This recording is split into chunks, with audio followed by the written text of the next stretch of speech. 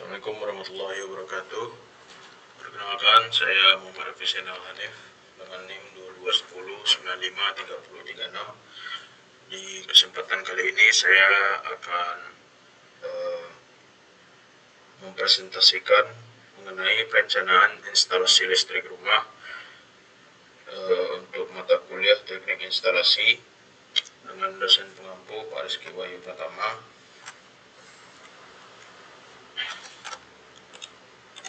Untuk topik bahasan itu yang pertama ada deskripsi umum, denah rumah, terus perencanaan penempatan komponen listrik, diagram garis tunggal atau desain rangkaian PHP-nya, lalu ada rincian beban berdasarkan diagram garis tunggal, penentuan kapasitas MCB, pemilihan komponen dan bahan.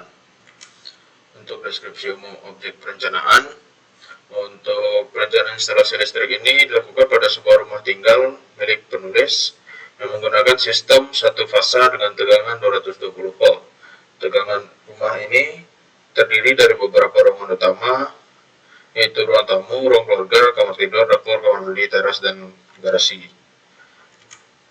Dan ada denah rumah.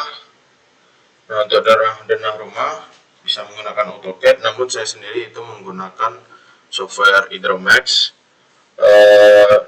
sebagai dasar dalam perencanaan instalasi listrik. Nah, dalam denah ini kita menggambarkan tata letak ruangan beserta ukuran masing-masing ruangan. Untuk denah rumah ini berfungsi sebagai acuan dalam menentukan posisi titik lampu, titik saklar, penempatan stop kontak, dan jalur distribusi kabel. Nah, ini denah dari rumah yang saya buat. Jadi di sini ada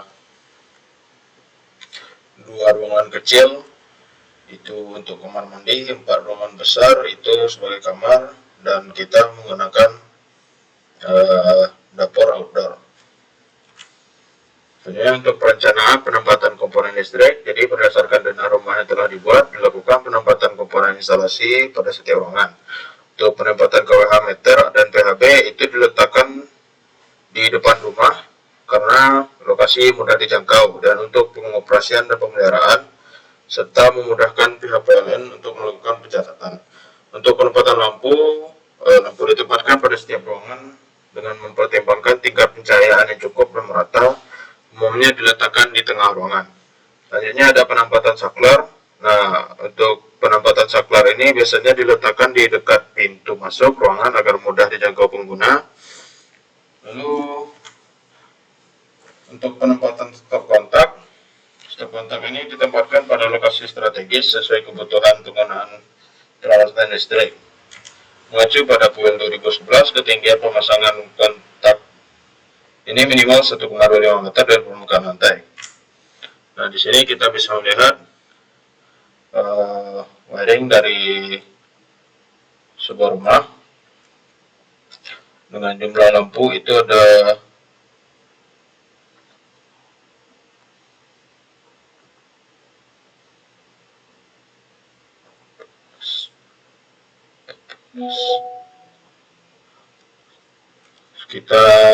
17 lampu dan 7 stop kontak, 9 stop kontak. Untuk diagram dari tunggal ini dibuat untuk menggambarkan arus distribusi listrik dari sumber hingga ke beban, di mana struktur diagramnya itu dari sumber PLN ke KWH meter, MCB utama, PHB, lalu pembagian ke beberapa sirkuit. Nah, ini untuk diagram garis tunggal rangkaian PHB-nya.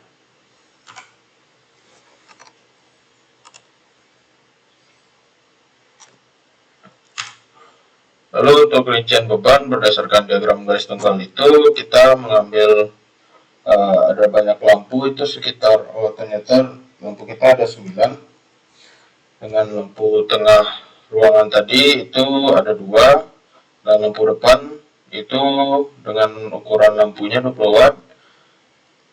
Lalu untuk lampu 12 watt ini yang sebanyak 6 ini untuk lampu teras dan lampu halaman belakang serta lampu kamar tidur dan kamar mandi itu sebanyak 12 biji.